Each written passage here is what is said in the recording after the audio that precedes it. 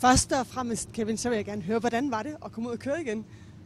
Ja, det var rart. Det var det føles lang tid siden, jeg har kørt, men det er jo i virkeligheden ikke så lang tid siden. Men dejligt ved at køre igen. Bilen føles god. Rart at se teamet igen.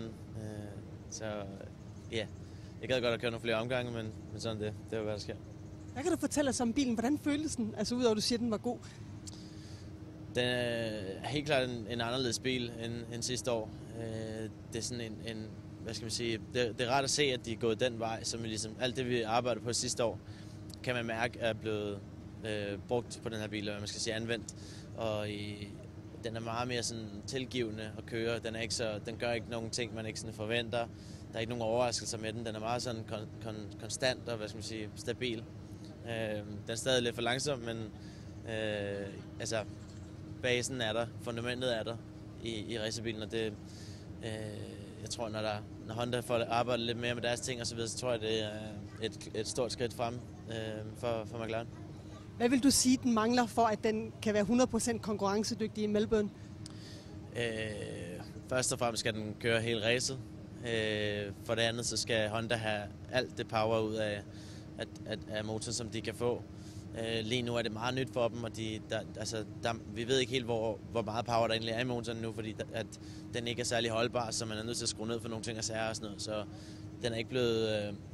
man har ikke set det fulde potentiale for motoren endnu, men det eneste, som jeg ved med sikkerhed, er, at de mennesker, der er involveret, er super entusiastiske og virkelig, de er her for at vinde, og det kommer til at tage noget tid, men man kan mærke, at de har ikke fået noget andet end at vinde, og de bruger alle de ressourcer, alt det tid og de mennesker, der skal til for, at det kan lade sig gøre. Fornemmer du store ændringer i McLaren med Hondas ankomst? Ja, alt det lige har sagt. Jeg tænker også på sådan internt på teamet. Ja, det er jo nogle nye mennesker.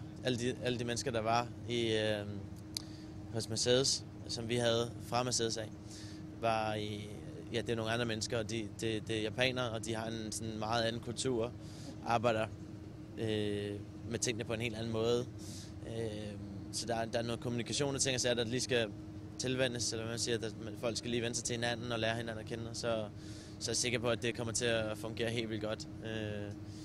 Men vi er jo et år bagud, skal man tænke på, og hvis man kigger på hvor meget for eksempel Renault, hvor mange problemer de havde i starten af året, så er det ikke så meget anderledes for os lige nu. Så hvad skal man sige, det er ikke strålende, så det er lige nu for dem, men jeg tror helt sikkert, at sådan som de virker, og hvad der bliver puttet ind i det, så går der ikke så lang tid, så er de op på dupperne.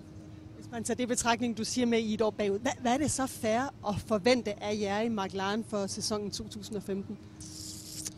Ja, det er meget svært at sige igen, fordi at tingene har skruet meget ned lige nu for at prøve at få det til at holde.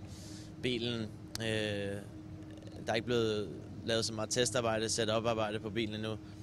Men lige helt umiddelbart, så virker bilen rigtig meget anderledes end sidste år. Det er rart at vide, at der er noget, hvis det er anderledes, så er der en chance for det bedre.